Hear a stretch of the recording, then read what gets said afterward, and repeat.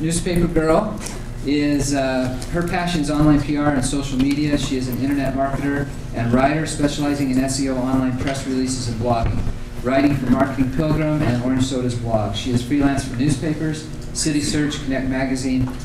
She says, I've always been a fan of newspapers. I like reading them, preferably online, and I have freelanced for a few. I actually worked with Nate, and I remember going into work one day and being really tired, and I forgot that I Twittered why I was tired, and I don't remember the reason now, but someone knew why I was tired that day, and I was like, oh, I have to be careful with this. But I am a Twitter addict, and it's totally destroyed my blog because I love Twitter so much. It's so fast that I have no patience for blogging compared to Twitter. I started my Twitter crush, I think a year or so ago, and I was talking about Twitter and writing about it on my blog so much that I had a friend threaten to not read my blog anymore if I didn't stop talking about Twitter. So I don't talk about it that much anymore, but I still really love it. The newness is worn off, but I still get a lot out of it. It's really cool that you got to meet Guy and also Robert Scoble. So my big things on Twitter, I call it my personal newsroom. I started using it when I was working at home and I was very lonely and nobody's talking, but it's like a newsroom without noise. And so I feel like I can jump in at any time. There's all these things always going on. I even made up a sign for it. Like I used to say Twitter, like if you do sign language, because it just really is like an airport or a big city that you just get charged by all the action going on. There's people always talking, and it's just a really fun place to be. And sometimes I wish I could turn off the volume, but I kind of call it the global chat room too, in a really simple way. Some of the best things that have happened to me on Twitter. I got my Marketing Pilgrim job on Twitter because Andy Beal said he needed a writer, and I thought, hey, maybe I should write for him. So that's opened up a lot of doors for me, something I've loved doing. My profile picture was drawn by the guy who does all the Wall Street Journal illustrations of all the people, if you see those.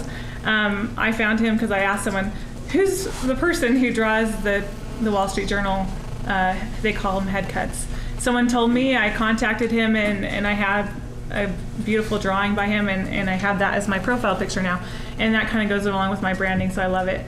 Also, I met a Mexican artist who I became really good friends with and bought some of his art from Twitter the first day he was on.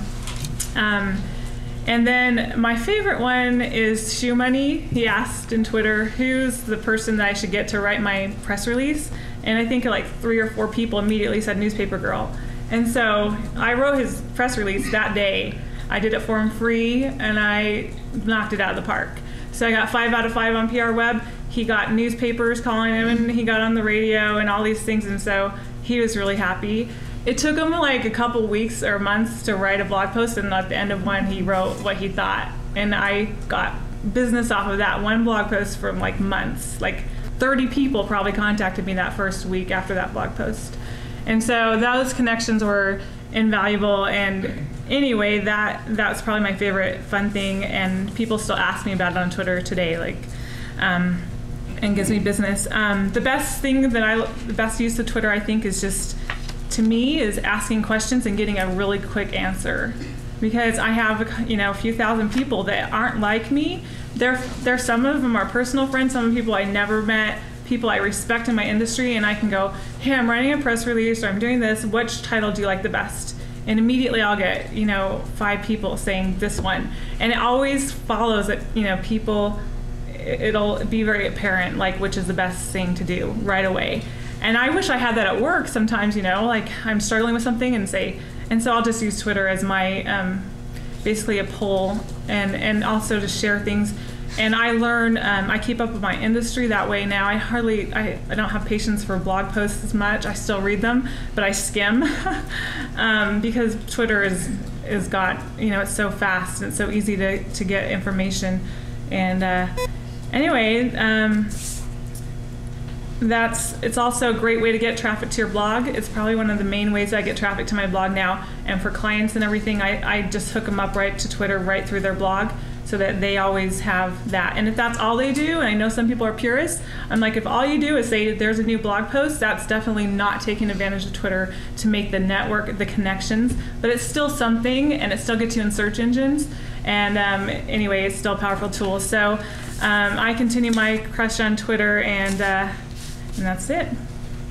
Cool.